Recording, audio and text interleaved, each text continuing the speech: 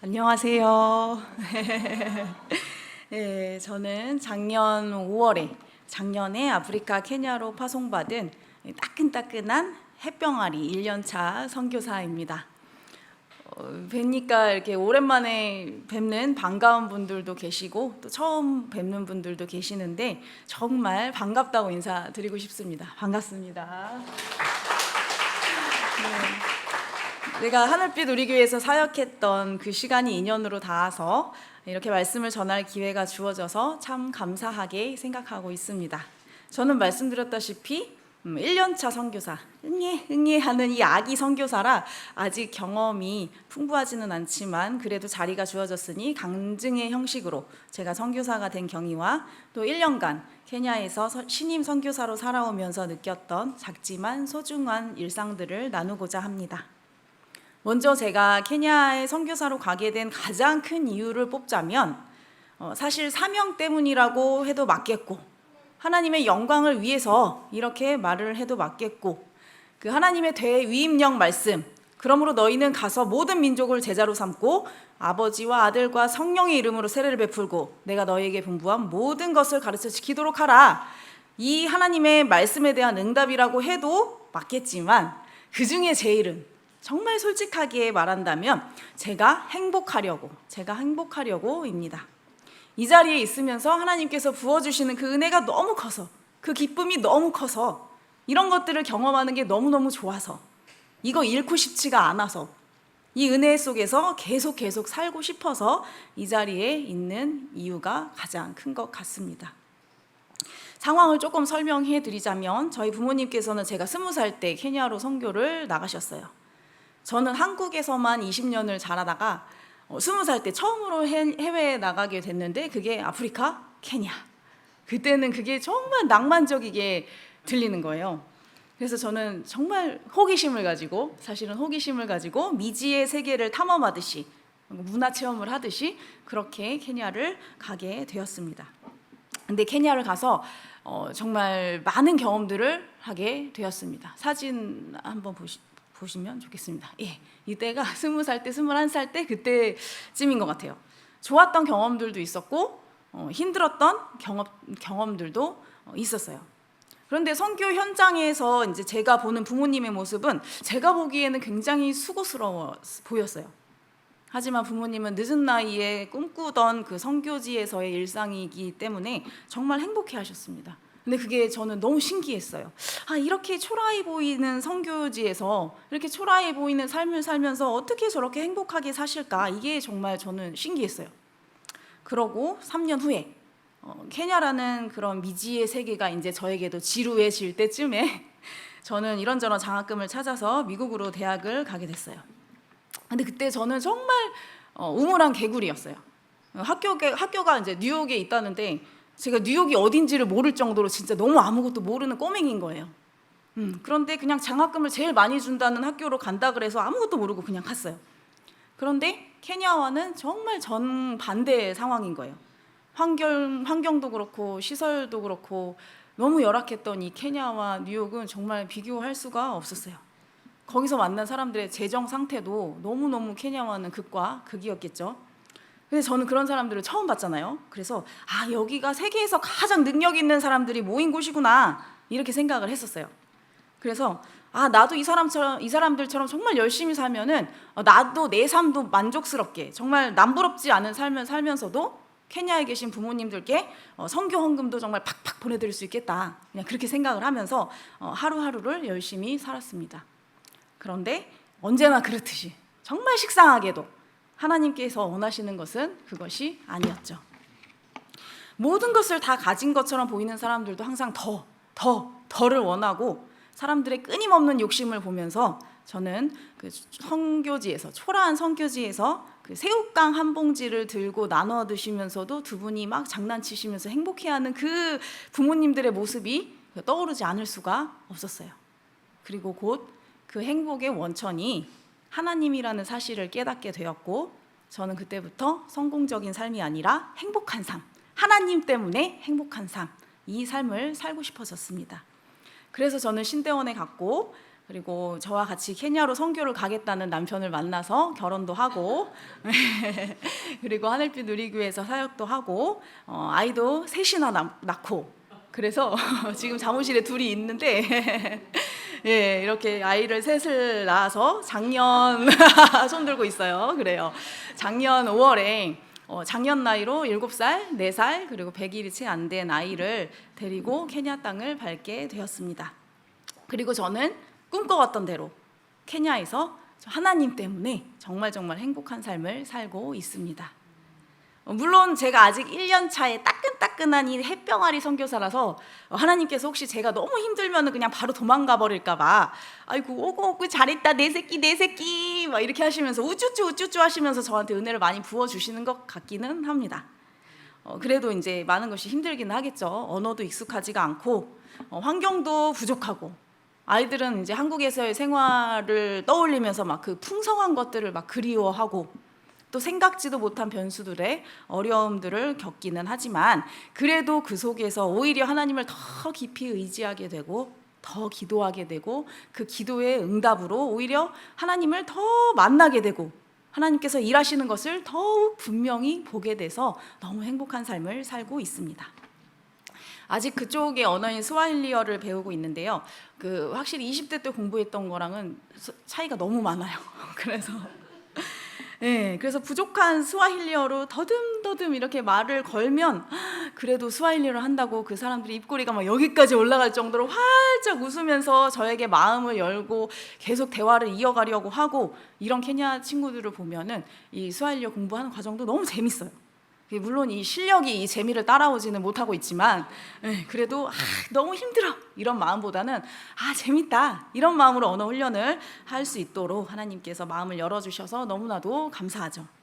또 이 친구들이랑 얘기하다가 얘기가 잘 안 되잖아요. 답답하잖아요. 그럼 막 하늘나라를 막 더 소망하게 되는 거예요. 우리 첫째 아들이 얼마 전에 이런 얘기를 했어요. 엄마, 바벨탑 그 지은 사람들 때문에 우리가 이렇게 고생을 해야 돼? 그 사람들 진짜 나빴다. 자기도 이제 언어 공부가 너무 스트레스 받으니까 이렇게 얘기를 하는 거예요. 우리도 옛날에 그 영어 공부할 시절에 이런 생각 얼마나 많이 했어요. 그렇죠? 그런데 우리는 또 알잖아요. 그 바벨탑 때문에 인류의 언어가 나뉘어졌지만 성령의 시대가 오면서 오순절 때 기도하던 사람들이 다 성령의 충만함을 받고 모든 언어를 초월해서 방언으로 말했던 거. 우리는 성경에 써 있으니까 다 알잖아요. 그리고 또 마지막 날에 하나님께서 다시 모든 민족의 언어를 회복시키셔서 다시 하나의 언어, 하나의 입술, 하나의 마음으로 하나님을 예배하게 될 그날이 분명히 올 거라는 것을 우리는 말씀으로 배워서 이미 알고 있잖아요. 이렇게 언어 공부하다가 어려워도 하나님께서 이렇게 하늘나라를 묵상하게 하시고 천국의 아름다움을 기대하게 하시고 언어와 인종 그 모든 것이 상관없이 여기 말도 안 통하는 이 답답한 사람들과 한 언어로 찬양하게 될 그 영광스럽고 아름다운 하늘나라에서의 그날, 이 그날, 너무 아름다운 그날, 그 천국 소망을 갖게 하시는 우리 하나님께 너무너무 감사하죠. 또 무엇보다 감사한 것은 우리 이 은혜들을 저 혼자만이 아니라 아이들과 함께 나눌 수 있다는 것입니다. 제가 세 아이의 엄마로서 사실 걱정을 하지 않을 수가 없죠. 그리고 누구보다 예민한 우리 아들들이에요.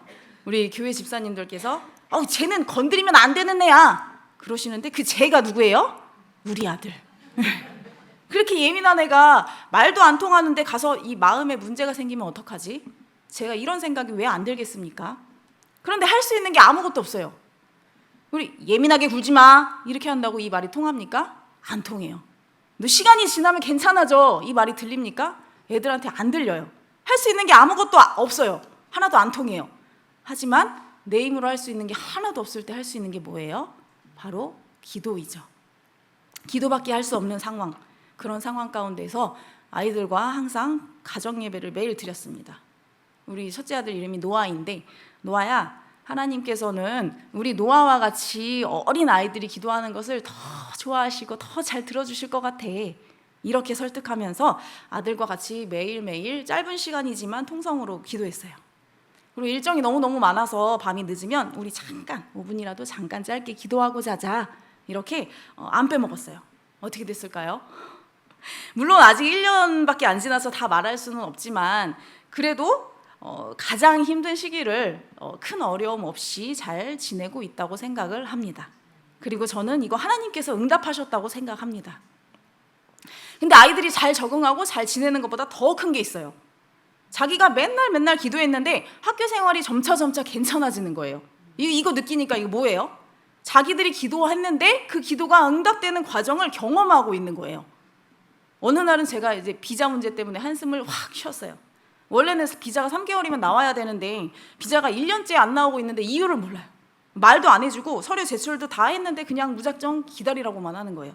그래서 어떻게 하지 하고 있으니까 우리 첫째가 엄마도 기도하면 되는데 뭘 그렇게 걱정을 해. 뭘 어떻게 해. 기도하면 하나님이 들어주시잖아.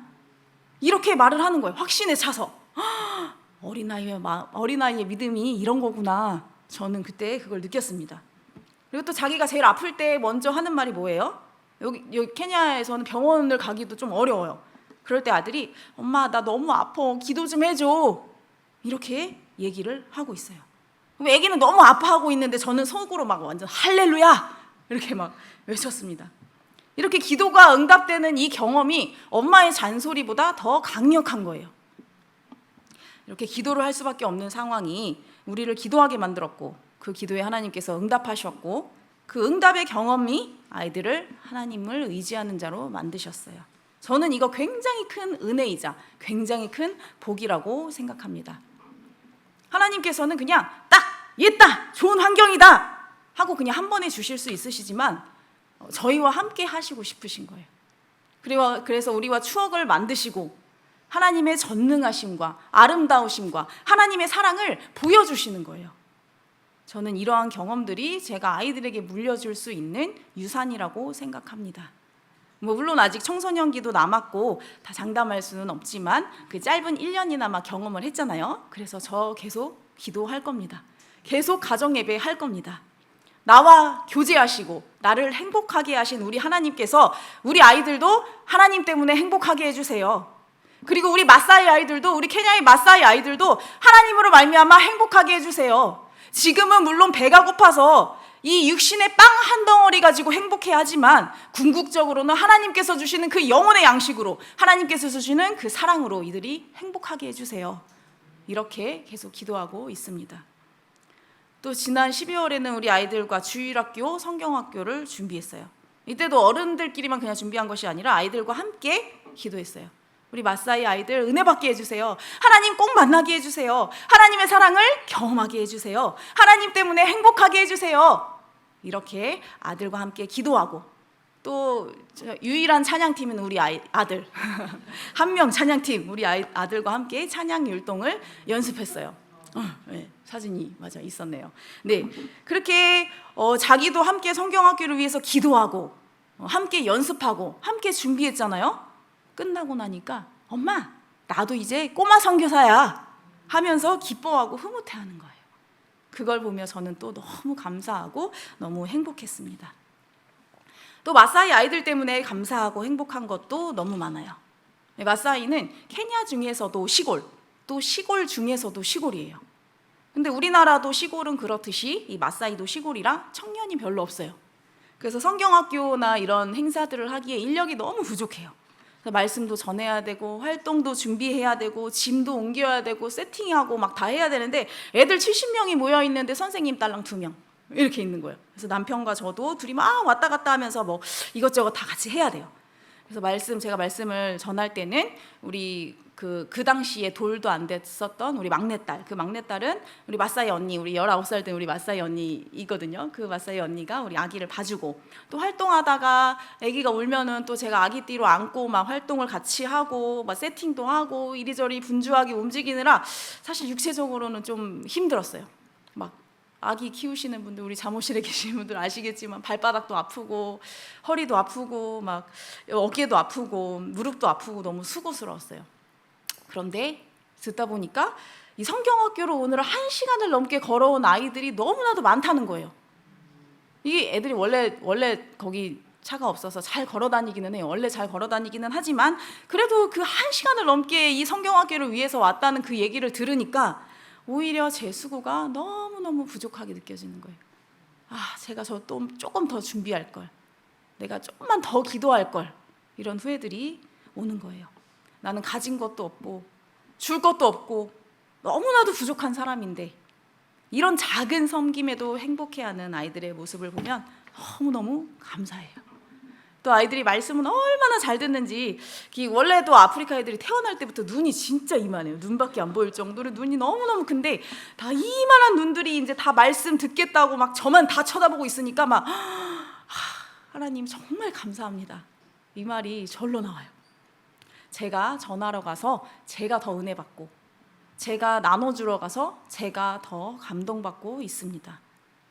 그런데 이거 다 제가 한 걸까요? 아니겠죠? 하나님께서는 저 없이도 혼자 다 하실 수 있으세요. 사람이 만약에 필요하면 저 아니라도 누구라도 이 자리에 앉히시고, 어떻게든 하나님이 사랑하시고 하나님이 바라보시는 그 영혼을 위해 하나님의 자신의 뜻대로 일하실 거예요. 그런데 왜 저를 쓰세요? 왜 저를 쓰실까요? 저랑 함께 하시고 싶어서. 저 아이들 어렸을 때 아이들이랑 요리 활동 해보신 분들은 다 아실 거예요. 아이랑 같이 요리하는 게 더 빨라요? 아니면 엄마가 혼자 하는 게 더 빨라요? 당연히 혼자 하는 게 더 빠르죠. 엄마 혼자 충분히 할 수 있는 정도가 아니라 오히려 엄마 혼자 하는 게 더 빠르고 더 쉬워요. 애랑 같이 하려면 걸리적거리고 막 부산스럽고 번거로워요. 그런데 왜 같이 아이랑 요리 활동을 해요? 애랑 같이 하면서 아이가 엄마랑 함께하는 그것을 즐거워하는 그 모습, 뿌듯해하는 그 모습, 그걸 보고 싶은 거예요. 아이랑 추억을 쌓고 싶은 거예요. 아이랑 함께 하고 싶은 거예요. 그것처럼 우리 하나님 아버지도 제가 하나님 때문에 행복하고 싶어요. 하나님께서 하시는 일을 바로 옆에서 목격하는 그것이 너무너무 즐겁고 기뻐요. 이렇게 고백할 때 그 고백을 들으시고 저를 그 자리에 부르셔서 저와 함께 하시는 것을 즐거워하시고 저를 껴주신다고 저는 믿습니다. 오늘의 말씀을 다시 한번 읽어볼까요? 시편 27편 4절 말씀입니다. 다 같이 읽겠습니다. 시작. 내가 여호와께 바라는 한 가지 일, 그것을 구하리니 곧 내가 내 평생에 여호와의 집에 살면서 여호와의 아름다움을 바라보며 그의 성전에서 사모하는 그것이라. 다윗의 시인데요, 하나님께서 하나님의 자녀들에게 주시는 그런 마음들은 다 비슷한가 봐요.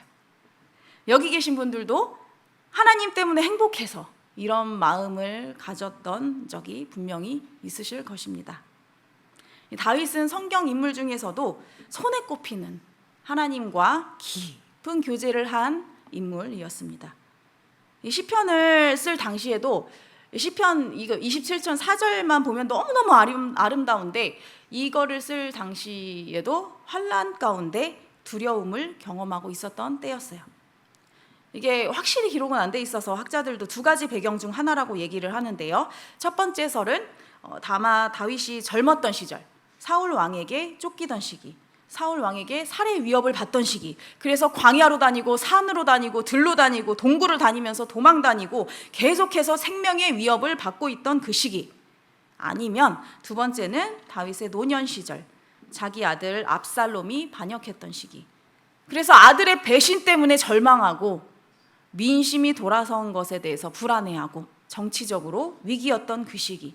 근데 둘 중 어느 시기였던 둘 다 너무나도 힘든 시기잖아요. 그런데 그런 중에서도 가장 간절히 구하는 다윗의 1순위 소원이 뭐예요? 하나님의 임재를 간절히 구합니다. 하나님과의 교제가 가장 중요하고 하나님이 나와 함께 하시는 것이 가장 평안을 가져다 주는 것이기 때문이죠. 그런데 27편 전문을 보면은 다윗의 마음도 왔다 갔다 합니다. 1절에서 6절까지는 너무나도 확신이 있어요. 어떤 원수가 와도 전쟁이 와도 두려워하지 않겠습니다, 이렇게 말을 합니다. 자, 우리 1절에서 3절까지 같이 한번 읽어볼까요? 시편 24절 1절에서 3절까지 우리 같이 읽겠습니다. 시작. 여호와는 나의 빛이요 나의 구원이시니 내가 누구를 두려워하리요. 여호와는 내 생명의 능력이시니 내가 누구를 무서워하리요. 악인들이 내 살을 먹으려고 내게로 왔으나 나의 대적들, 나의 원수들인 그들은 실족하여 넘어졌도다. 군대가 나를 대적하여 진칠지라도 내 마음이 두렵지 아니하며 전쟁이 일어나 나를 치루할지라도 나는 여전히 태연하리로다. 엄청난 고백입니다. 아무나 할 수 없는 정말 강한 확신과 믿음의 고백입니다. 지금 나를 공격하려고 수많은 원수들이 나를 쫓고 있는데 얼마나 두려울까요? 가족, 친구, 심지어는 내가 선대했던 사람들, 내가 잘해줬던 사람들까지도 나를 공격하는 이 상황에서 얼마나 허탈하고 얼마나 외로웠을까요? 그런데 이 가운데에서도 하나님 때문에 평안하다, 하나님 때문에 담대할 수 있다 고백하는 것입니다. 그런데 7절에서 14절까지 보면 분위기가 갑자기 바뀌면서 앞에 그 1절에서 3절까지라는 건 달리 간절한 기도가 시작됩니다. 하나님께 도우심을 요청하는 이 간절한 기도. 우리 7절에서 9절까지 같이 한번 읽어 보겠습니다.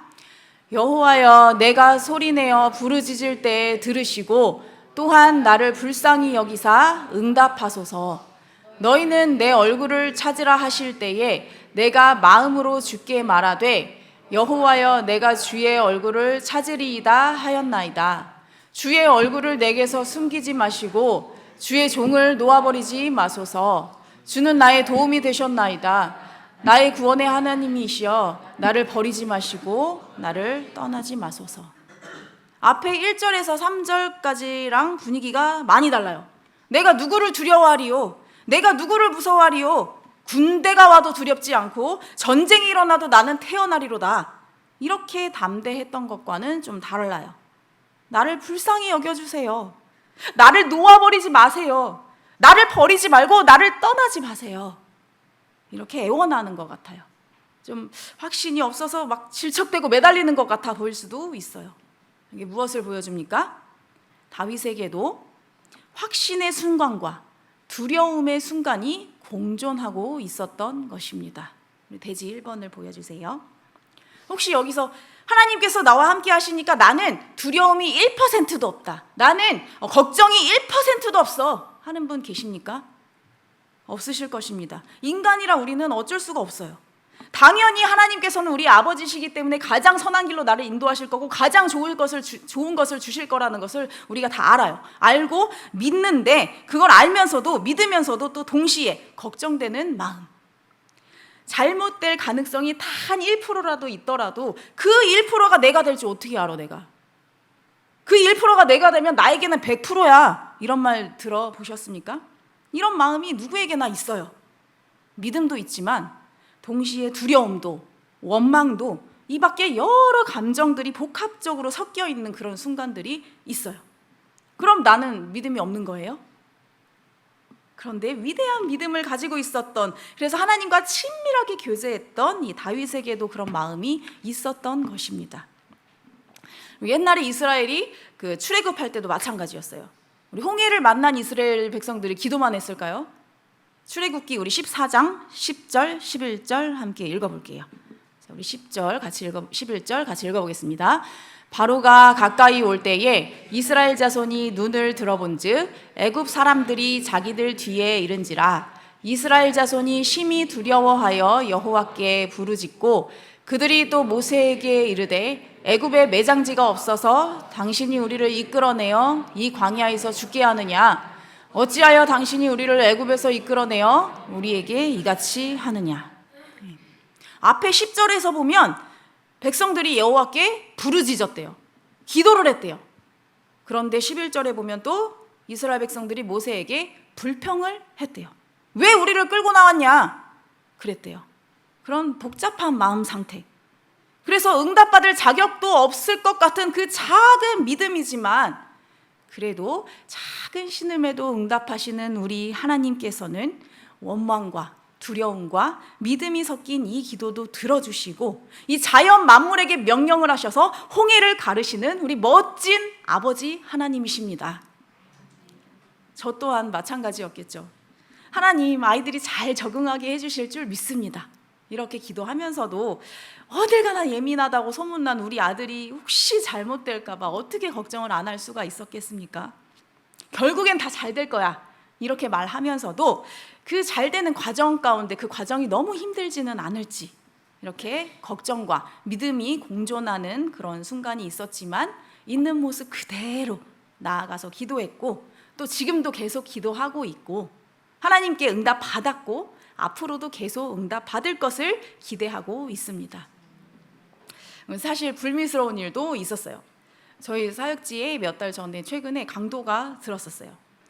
저랑 이제 저희 가족은 나이로비에 이제 도시에 있을 때인데 부모님은 사역지에서 주무시다가 새벽에 강도를 맞으셨고 이제 밧줄에 이제 묶여서 1시간 동안 긴장하시면서 꼼짝도 못 하시고 또 협박도 당하시고 그러셨어요.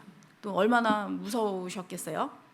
그런데 알고 보니까 이 공범 중에서 그 6명이 그 같이 이렇게 강도가 있었는데 그 6명 중에 공범 중에서 부모님께 지금까지 도움을 받았던 그 형제도 있었던 거예요. 그거를 알면서 얼마나 실망스럽고 얼마나 그들에게 배신감을 느끼겠어요. 이 일이 있은 후에 아빠는 눈물도 자주 보이시고 또 엄마도 불안해하시고 심적으로 많이 힘들어하셨어요. 근데 그러고 나서 또 얼마 후에 독감이 이제 두 분 다 독감이 심하게 와서 집에서 치료를 하다가 아빠에게 갑자기 심정지가 오신 거예요. 그래서 남편이 이제 심폐소생술을 막 하는데 이게 너무 딱딱하게 굳어가지고 손이 이렇게 안 들어가는 거예요. 그래서 온몸이 점점 차갑게 굳어가고 입술이 이렇게 파랗게 변해가는 그 아빠를 두고 하나님 제발 살려주세요. 제발 살려주세요. 제발 살려달라고 기도하던 그런 순간이 있었습니다. 지금이야 이제 시간이 지나고 아빠도 나아지셔서 이렇게 말을 할 수 있지만 한동안은 진짜 그때를 떠올리는 그런 비슷한 얘기만 해도 막 눈물이 줄줄줄줄 나올 정도로 그래서 이제 우리 집에 그런 비슷한 얘기도 금기어였어요. 그 시절을 떠올리는 그런 비슷한 얘기만 해도 안 됐어요. 그래서 그냥 아무 말도 안 하고 우리 애들이 이제 재롱 떠는 것만 보면서 이제 억지로 웃고 이런 것이 일상인 적이 있었어요. 그런 가운데서도 또 저녁이 되면 저녁마다 가정 예배를 드리고 가정 예배를 드리면 또 하나님 살려주셔서 감사합니다. 하나님 살려주셔서 감사하고 몸 안 다치게 해주신 거 너무나도 감사드립니다.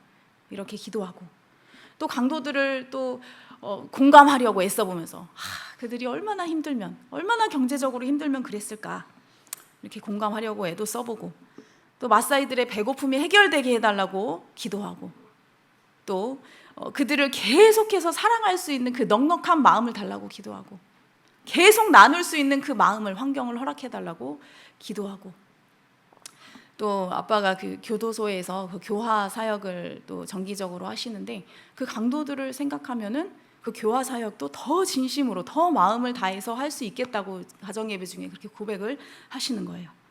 결국에는 고난 너머에 하나님의 영광까지 묵상하시는 부모님을 보면서 저도 마음의 안정을 어느 정도 찾을 수 있었고 또 다시 한번 감사할 수 있었습니다.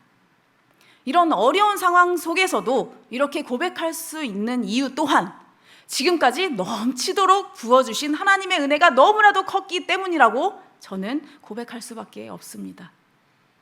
그래, 물론 모든 두려움이 완전히 해결된 건 아니지만 그래도 그것까지도 하나님한테 맡기면서 그 복잡한 마음 상태 그대로 나아가서 기도하면 우리의 작은 신음에도 응답하신 그 하나님께서 두려움과 믿음이 섞인 그 기도도 들어주실 줄 믿습니다. 그래서 이전보다 더 큰 사랑으로 그들을 사랑하게 하시고 이전보다 더 큰 나눔과 섬김의 기회를 주시고 또 배고픈 마사이들에게도 육의 양식을 허락해 주시고 영의 양식도 허락해 주시고 이제는 도둑과 거짓말이 아니라 하나님의 말씀대로 사는 삶을 선택할 수 있도록 허락해 주시고 또한 하나님과 동행하는 것이 얼마나 기쁜 것인지 그들이 알게 해주시고 결국에는 우리 모두가 감사하게 해주실 줄 믿습니다. 두 번째로 우리 자신에게 질문을 좀 해봤으면 좋겠습니다. 내 기쁨은 사명을 수행하는 데서 오는가? 아니면 하나님과의 교제에서 오는가? 우리 본문 4절을 다시 한번 읽겠습니다. 본문 4절을 다시 한번 읽겠습니다. 오늘 본문을 보겠습니다. 오늘 본문. 네, 같이 읽겠습니다. 시작. 내가 여호와께 바라는 한 가지 일 그것을 구하리니 곧 내가 내 평생에 여호와의 집에 살면서 여호와의 아름다움을 바라보며 그의 성전에서 사모하는 그것이라. 네. 다윗의 사명은 왕이 되는 것이었고 또 이스라엘을 하나님의 뜻대로 잘 다스리는 것이었습니다. 그런데 다윗은 그 모든 역할과 사명보다 하나님과의 깊은 교제, 더 깊은 교제, 이것을 더욱 원했습니다. 그래서 이것에 대해서 우리 찰스 스펄전이 이렇게 얘기했습니다. 우리 같이 읽어볼게요. 시작. 다윗의 한 가지 소원은 그를 거룩하게 만들었다. 이 소원은 우리의 인생 목표를 단순하게 하며 복된 방향으로 이끈다. 다윗이 사명감으로 정말 거룩하게 살아야지 이런 것도 분명히 있었겠지만 평생 하나님의 집에 살면서 평생 하나님의 아름다움을 바라보면서 하나님의 성전에서 사모하는 그 소원, 하나님을 사모하고 싶어하는 그 소원이 다윗을 거룩하게 만들었대요. 그러니까 하나님과 깊은 교제, 하나님과 더 깊은 교제를 하면서 하나님이 얼마나 전능하시고 하나님이 얼마나 위대하시고 얼마나 사랑이 많으시고 긍휼이 많으시고 인자하시고 자비로우신지를 평생 바라봤으면 좋겠다. 그 소원이 모든 사명을 감당할 수 있게 만들었다는 것입니다. 평생 하나님과 함께 했으면 좋겠다는 그 소원이 위협받는 순간에도, 쫓기는 어려운 상황 가운데에서도 담대하게 믿음을 지킬 수 있도록 만들었고, 또 하나님께서 기뻐하시는 모든 일을 감당할 수 있게 했다는 것입니다. 근데 우리 성경을 읽을 때도 생각해 보면 그래요. 성경을 사명 때문에 읽고, 뭔지 모를 책임감 때문에 읽고, 왠지 그래야 할 것만 같아서 읽고, 그러면 어때요? 너무 지겨워요. 막 언제 이 장을 다 끝내나, 오늘의 분량은 언제 다 끝내나, 막 그래요. 제 경험입니다. 그런데 정말 예수님을 좋아하는 마음으로 성경을 읽으면 어때요? 하나님을 정말 더 알고 싶어하는 그 마음으로 성경을 읽으면 어때요? 너무 재밌어요. 하나님이 무슨 일을 하셨는가, 그거 바라보는 게 그게 너무나도 은혜스럽고, 내가 지금 예수님보다 2000년이나 후에 살고 있지만 그래도 그 예수님 시절을 이렇게 성경을 통해서 들여볼 수 있다는 것, 그 사실만으로도 너무너무 감격스러워요. 이렇게 성경을 읽으면 얼마나 재밌어요. 우리가 일을 할 때도 사명 때문에 일하고 그 일을 수행하는 그 자체에서 기쁨을 찾으면 우리가 아무것도 안 하고 있을 때 불안해요. 기쁘지가 않아요. 그러나 하나님과의 지속적인 그 교제 가운데에서 정말 작은 일을 하더라도 기쁨과 감사로 하게 되면 심지어 사명이 흔들리더라도 그 기쁨은 변하지가 않아요. 하나님께서 내 안에 계시기 때문에 나오는 그 기쁨은 변하지가 않아요. 그 사명을 감당하는 그 행위 자체보다 그 과정 가운데서 나와 늘 교제하시고 내가 하나님의 임재 안에 늘 거하는 그 기쁨이 훨씬 더 깊기 때문입니다. 사실 우리의 신앙생활도 감격에서부터 시작했잖아요. 누가 막 믿어라 해서 이게 믿어져요? 교회 나와라 하면 이게 계속 지속이 돼요? 우리가 머리로 아는 것만으로는 신앙생활 하는 척은 할 수 있어요. 또 누가 강요하는 걸로는 잠깐 할 수 있어요. 하지만 이렇게 수요 예배까지 나와서 예배 드리실 만큼 자발적으로 기쁨으로 오랫동안 신앙생활 하는 것은 못하잖아요. 우리 여기 모이신 모두가 우리 구원의 감격으로 신앙생활을 시작하셨으리라고 생각됩니다. 자격도 없는 나를 구원하신 그 하나님의 은혜, 죄인 중에 괴수와도 같은 나 때문에 예수 그리스도께서 십자가에 못 박혀 죽으신 그 은혜, 그 예수 그리스도의 보혈의 능력으로 내가 하나님의 자녀가 되었다는 그 감격, 그 기쁨, 그 감사, 이걸로 신앙생활 하셨잖아요.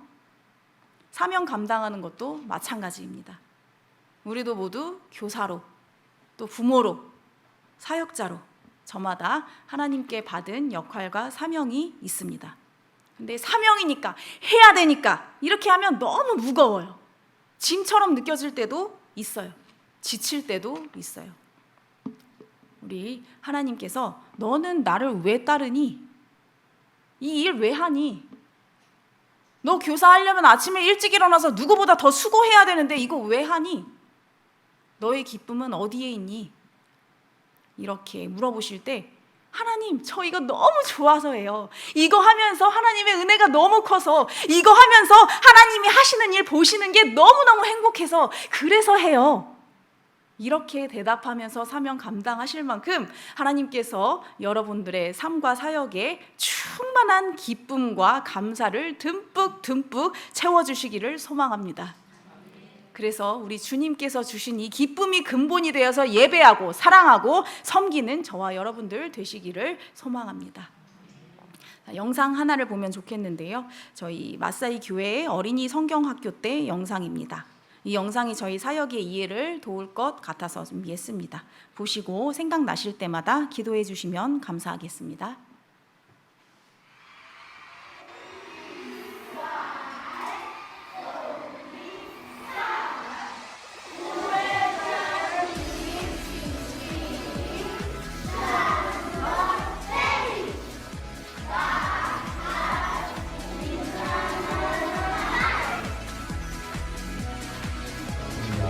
With power, is given with us our Father, give us the answer, give us the anointing, and open our minds, our ears.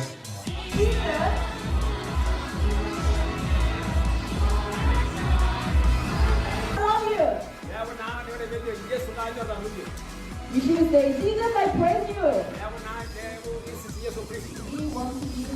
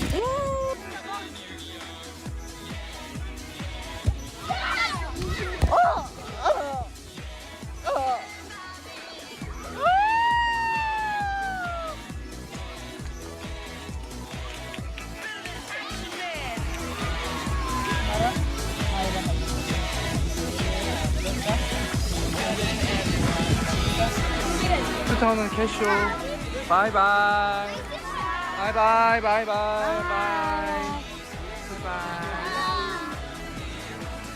It was Jesus Christ. Ilikuwa sauti ya Yesu Don't be afraid. ikisema msiongope, angalia miguu yangu And know that I am Jesus. na mjue na uoga, There will be no sickness. hakutakuwa na magonjwa. 아버지여 주님께서 아버지 함께 해주신 것을 믿사오고 감사합나이다. 주여 아버지 함께 해주시옵소서. 아버지 그만 주시옵소서.